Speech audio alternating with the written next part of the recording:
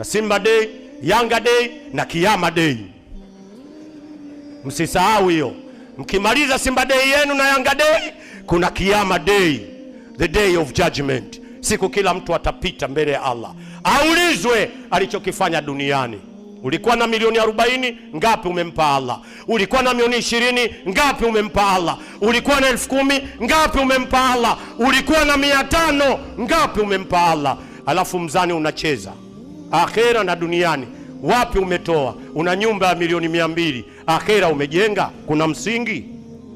Akhera una nyumba milioni 200, tena imewekwa na waya, alafu watu wanaandika nyumba hii inalindwa na umeme.